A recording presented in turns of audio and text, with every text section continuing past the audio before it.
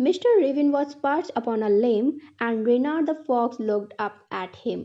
Mr. Raven perched, perched का मतलब होता है बैठा हुआ, किस पर? अपॉन अ लिम, लिम का मतलब होता है पेड़ की डाली। एक कौआ पेड़ की डाली पर बैठा हुआ था। And Reynard the fox looked, देख रही थी, अप ऊपर, एट हिम, उस पर। और एक फॉक्स जिसका नाम रेनार्ड था वो ऊपर उस कौए की तरफ देख रही थी।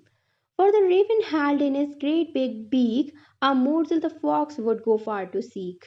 For the raven, raven के लिए, held in his great big beak, held hold की past form है, क्योंकि सारी स्टोरी पास्ट में चल रही है इसलिए यहाँ पर पास्ट फॉर्म का यूज किया हुआ है।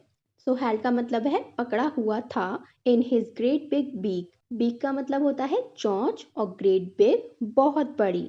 लोमड़ी उसकी तरफ किस लिए देख रही थी? जो रेविन ने अपनी बड़ी सी चोंच में पकड़ा हुआ था। A morsel the fox would go for to seek. Morsel का मतलब होता है एक खाने की चीज का टुकड़ा। It can be a piece of bread, it can be a piece of chapati or anything, okay. कोई ऐसी चीज जो हम खा सकते हैं उसका टुकड़ा मोर्जल होता है। The fox would go far to seek, जिसे ढूंढने के लिए लोमड़ी दूर तक जा सकती थी। मतलब रेविन ने अपनी बड़ी सी चोंच में एक ऐसा खाने का टुकड़ा पकड़ा हुआ था जिसे ढूंढने के लिए वो फॉक्स बहुत दूर तक आगे जा सकती थी। आगे देखते हैं अगले स्टेंजा में क्या होता है। Said the fox in admiring tones, my word, Sir Raven, you are a handsome bird.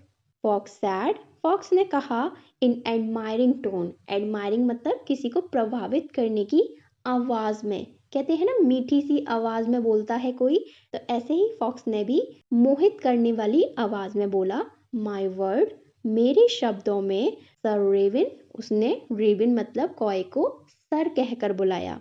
You are a handsome bird, आप बहुत हैंडसम मतलब खूबसूरत बर्ड हैं, चिड़िया हैं। उसने क्या कहा? मेरे शब्दों में, सर रेविन, आप तो एक बहुत खूबसूरत चिड़िया हैं।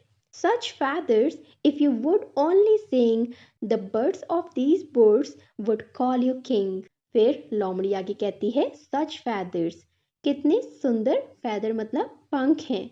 If you would only sing, अगर तुम केवल गाते हो, the words of these birds, birds का मतलब यहाँ पर है जंगल, इन पेड़ों की चिड़िया would call you king, तुम्हें राजा कहने लगेंगी।